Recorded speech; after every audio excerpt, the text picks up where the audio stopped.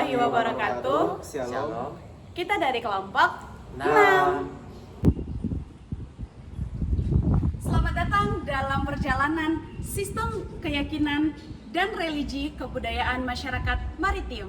Kali ini kita akan membahas bagaimana pandangan mereka terhadap dunia, ritual, dan keyakinan yang mendalam tentang laut.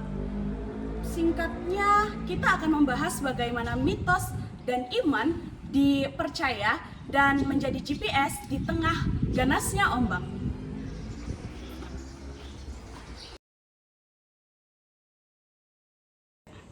Sebelum lanjut lebih jauh, apa sih itu masyarakat maritim?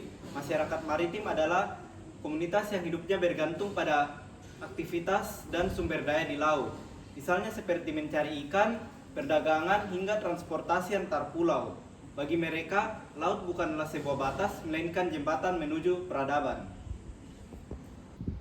Bayangkan, pelaut di masa lalu tidak mengenal yang namanya GPS, hanya berlandaskan pengetahuan turun-temurun dari nenek moyang tentang rasi, angin, dan arus pada saat itu.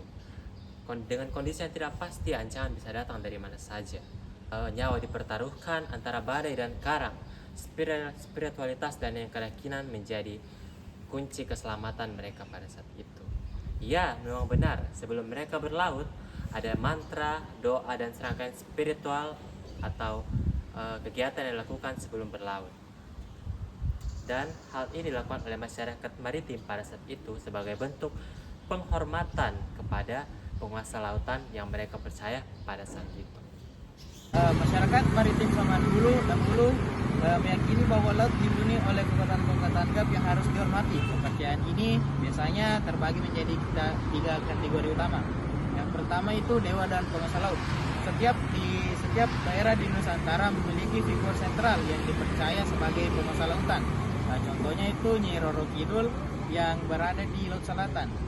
Masyarakat maritim mempercayai bahwa Nyi Roro Kidul itu menguasai pantai selatan.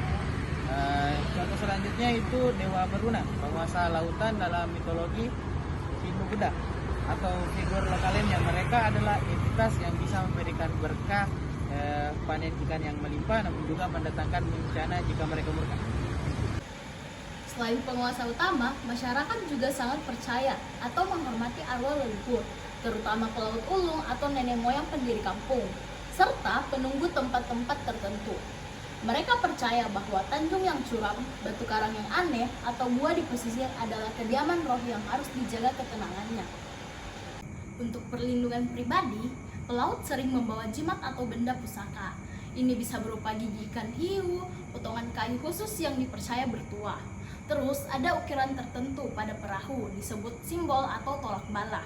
Benda-benda ini berfungsi sebagai penangkal bahaya, membawa keberuntungan, dan medium komunikasi dengan kekuatan gaib. Yang pertama, ritual sebelum melaut. Seorang nahkoda atau pawang perahu melakukan berbagai ritual seperti membakar kemenyan, membaca mantra atau doa khusus, dan membersihkan perahu dengan air bunga tertentu.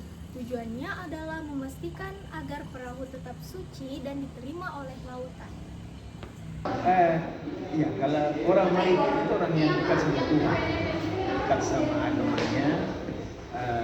Dan terakhir itu Islam sebagai agama yang paling dipercaya di Selatan. Kita percaya bahwa ketika menuju perjalanan itu, dia harus berserah dulu sama Tuhan. Jadi kayak seorang nahkoda ketika dia mau membawa perahu, dia akan berpuasa sehari semalam. Puasa tidak bicara. Jadi bapak saya selama itu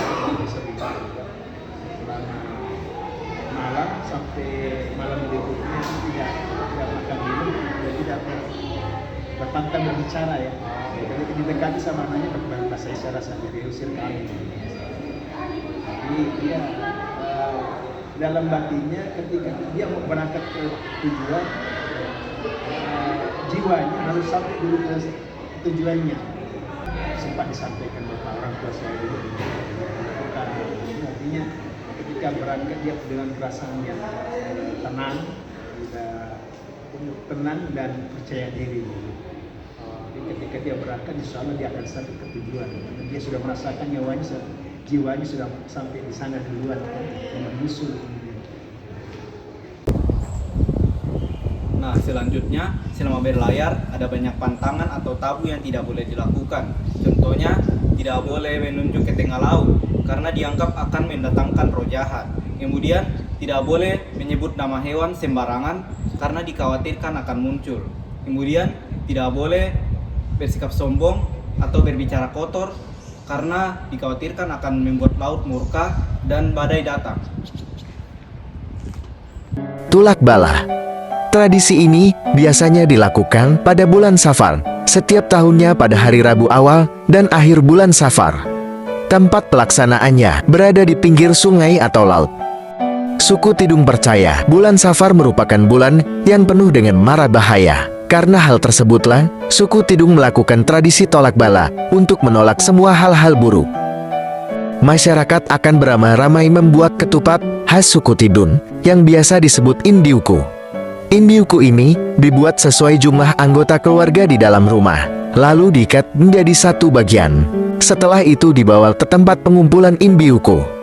Setelah prosesi pembacaan doa selamat, warga dan kalangan yang ikut dalam sesi tolak bala ini lalu saling bertukar indiuku.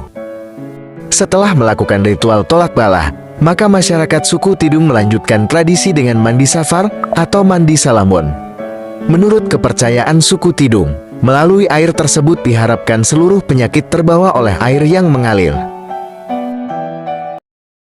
Sistem, religi, dan keyakinan kebudayaan masyarakat maritim adalah bukti nyata bahwa manusia pada saat itu mencari harmoni alam dengan yang sangat kuat ini dan sangat besar. Dalam menghadapi misteri bahayanya lautan, masyarakat zaman dahulu tidak hanya mengandalkan akal, namun iman, ritual, mitos, dan banyak pantangan lainnya. Hal ini bukan hanya sekedar tahayul, namun bagaimana mereka meyakinkan keselamatan mereka secara sosial dan secara psikologis. Hal inilah yang membuat perahu mereka kokoh berlayar di Lautan Nusantara.